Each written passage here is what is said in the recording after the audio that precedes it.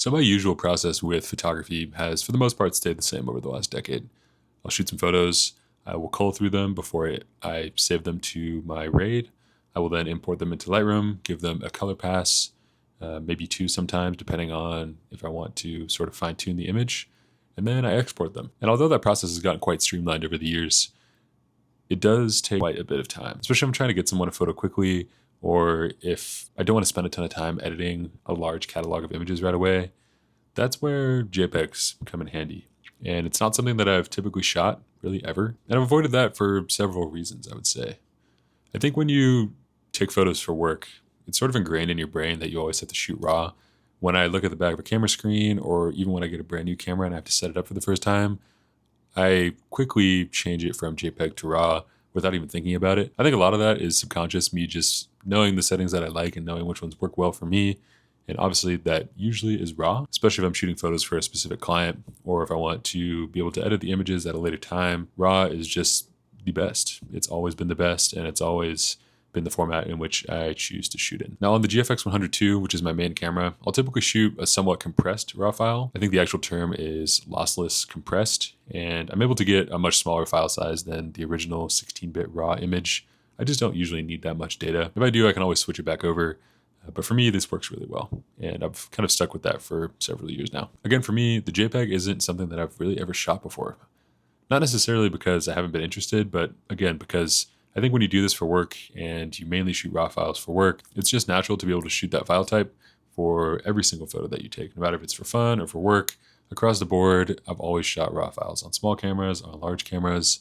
It just makes sense to me. On a recent trip to Washington, I shot some JPEGs alongside my RAW photos, mainly just because I wanted to compare and see the actual difference, see how high quality these JPEGs are. I know a lot of people are really obsessed with them, and they're obsessed with the way that you can sort of bake in the colors using the different film simulations and create your own profile, otherwise known as a recipe.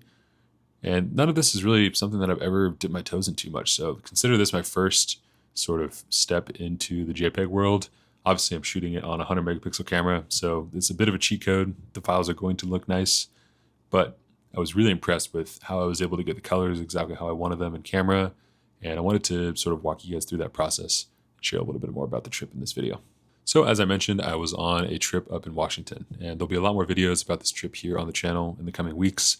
But this was a really spectacular trip for me and my now fiance. We recently got engaged, which is super exciting. And again, there'll be more videos on this trip as a whole coming soon, but this is the first one that I wanted to make. So I shot some of these JPEGs over the course of a couple weeks. We were up there for just about a month, soaking in all the amazing nature and scenery that Washington has to offer.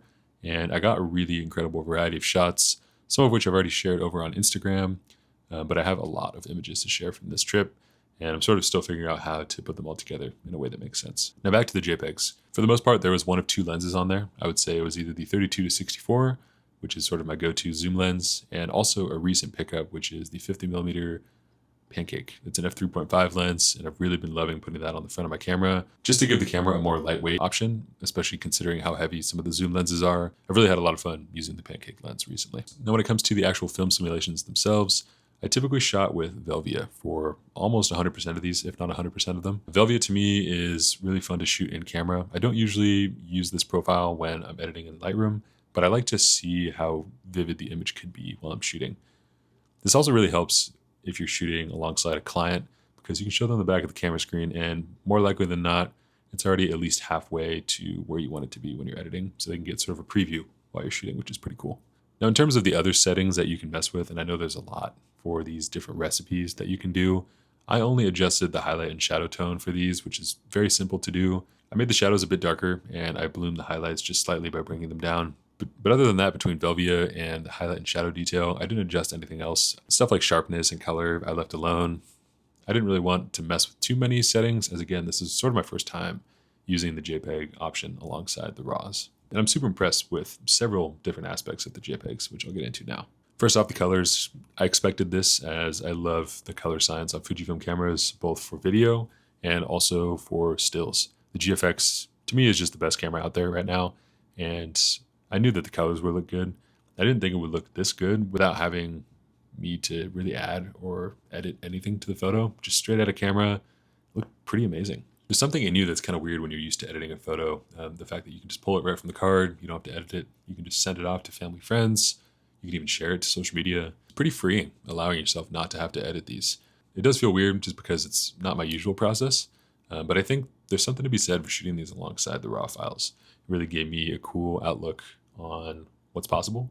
Dynamic range is also great, but again, I'm shooting on the GFX 102, so I would expect as such. This camera has some of the best dynamic range on the market right now. It looks as it should. So I would say like immediate downsides to shooting only JPEG would be if you're shooting in sort of like a vivid or bright or really colorful environment, a situation where you would normally sort of tone the color palette down a bit, maybe desaturate, maybe change the tint or the temperature. You can't really do that when you're shooting a JPEG. It works great when you're perfectly happy with what's on the back of your camera screen. But typically, as I said, I shoot RAW. I don't necessarily worry about that too much. I will adjust the white balance, obviously keep the exposure correct. But other than that, I can pretty much edit or fix anything color-wise after the fact.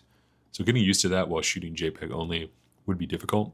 But in situations where the light was perfect and also the settings in my camera were great, the JPEG is beautiful. It's exactly how I would want to edit it in post. And keeping that in mind while you're shooting, I think is really important. And using just the JPEG only function, again, I would suggest shooting RAW and JPEG side by side, just so that you have the option down the road. If you want to go ahead and edit some of those colors, you can. Now, I also really want to show you guys the difference between some of the RAW files and the JPEGs. So we're going to do the edited RAW file next to the unedited straight out of camera JPEG. And I think this is interesting for two reasons.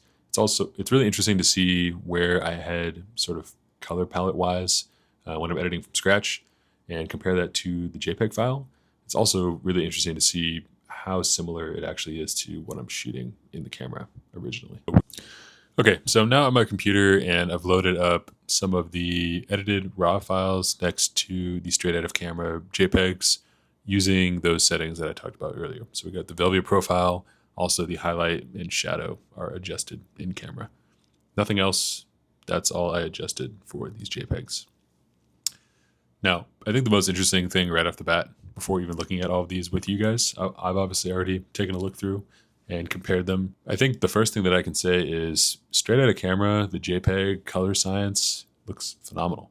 It's not all the way there. It's not how I would like to edit perfectly, but I would say it's probably like 75, maybe 80% of the way there, which is pretty incredible to say, considering that these are JPEGs. I haven't done anything to them. I literally just copied them over from the SD card and I'm viewing them now on my computer. So I think there's a sweet spot here with being able to shoot RAW and JPEG at the same time. You get all the benefits of shooting a RAW image, but you also get the benefits of shooting a JPEG as well, which is ease of use. Colors are already baked in. You can share very easily. I think if you're someone who finds yourself sharing images a lot and very frequently and quickly, the JPEG option is great.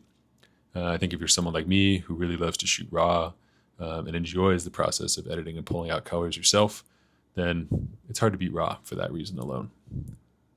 I don't really know if one is better than the other necessarily, but I think they both have their specific use cases, and it's really up to you to decide what works best for you. With that being said, let's go ahead and hop in and share some of the comparisons that I found. Okay, so right here I have a photo.